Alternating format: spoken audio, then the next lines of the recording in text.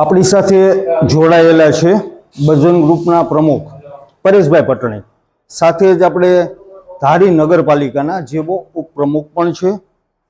અને આમ જોઈએ ને તો જ્યારે પણ ધારી માટે કોઈ પણ રેલવેનો પ્રશ્ન હોય, સામાજિક કાર્યો હોય, ત્યારે હંમેશા અવાજ ઉઠાવી રહેલા છે પરેશભાઈ પટણી.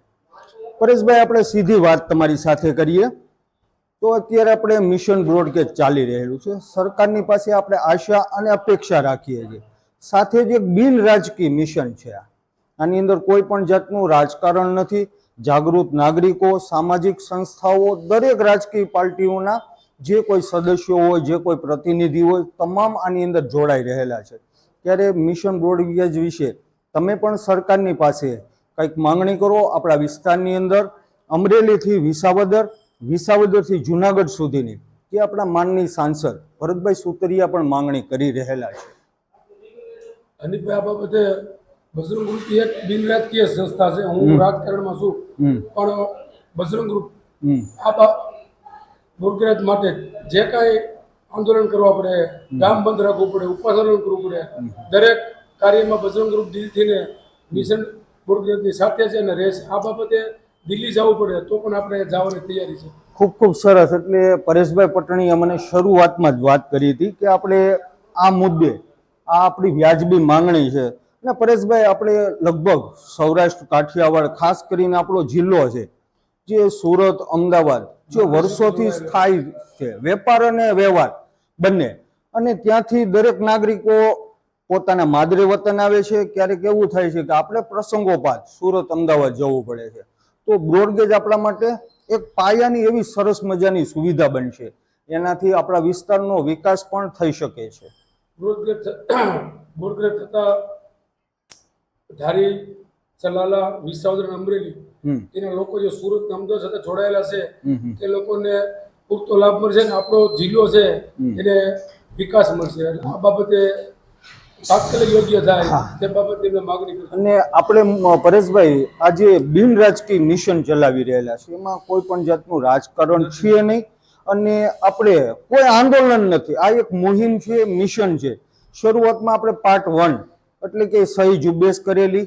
ધારી શહેરમાંથી ખૂબ ખૂબ લોકોનો સાથ અને સહકાર, તમે પણ આવેલા હતા સહી કરવા માટે, ખૂબ ખૂબ સાથ અને સહકાર મળ્યો.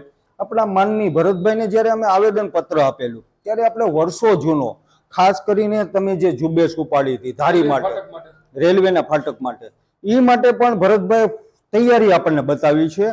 એટલે એ પ્રશ્ન પણ આપણો સોલ્વ થઈ જાય, ઉકેલાઈ જશે. સાથે સરસિયા રોડ ઉપરનું ફાટક છે, એ પણ પહોળું ફાટક થઈ જાય. એટલે કે આપણા સાંસદ, જાગૃત સાંસદ છે અને આપણા ધારાસભ્ય, માનની ધારાસભ્ય જેવીભાઈ કાકડિયા, જેઓ પણ જીએમને એક પત્ર લખેલો છે અને એ પત્ર આપણે આવતીકાલે એટલે કે રવિવારે આપવાનો છે. ત્યારે આપણે આશા અને અપેક્ષા રાખીએ. આપણી સાથે જોડાયેલા છે પરેશભાઈ પટણી કે જેઓ બજરંગ ગ્રુપ નામની એક સામાજિક સંસ્થા અને ખૂબ સારું કાર્ય કરી રહેલા છે.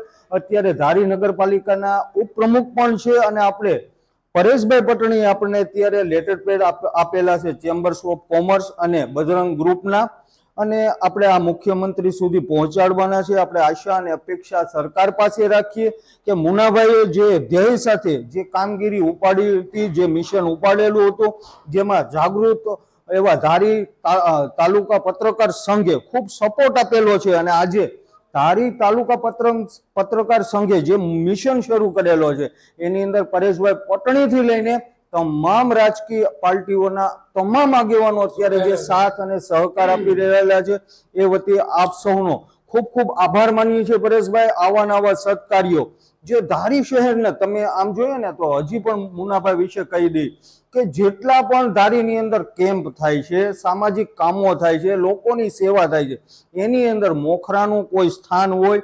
મોખરાના જે આમ જોઈએ ને અડીખમ ઊભા હોય એવા મુનાભાઈ પટણીનો આપણે ખૂબ ખૂબ આભાર વ્યક્ત કરીએ છીએ કે તેઓએ ચેમ્બર્સ ઓફ કોમર્સ અને બજરંગ ગ્રુપ દ્વારા જે ઝુંબેશ ઉપાડી અને આજે આપણને ટેકો આપેલો છે. અને આપણે આ વ્યાજબી માંગણી સાથે મુખ્યમંત્રી શ્રીને એક રજૂઆત કરવાની છે. આ રજૂઆતમાં આપણે સફળ થઈ એવી શુભકામના સાથે આપ સૌને આજનો આ જે વિડીયો મોકલાવી રહેલો છો, ખાસ કરીને એટલા માટે આ વિડીયો બનાવી રહેલા છે કે આનાથી જનતાની અંદર જનજાગૃતિ પણ આવશે, સાથે જ આપણું મિશન સફળ પણ થશે.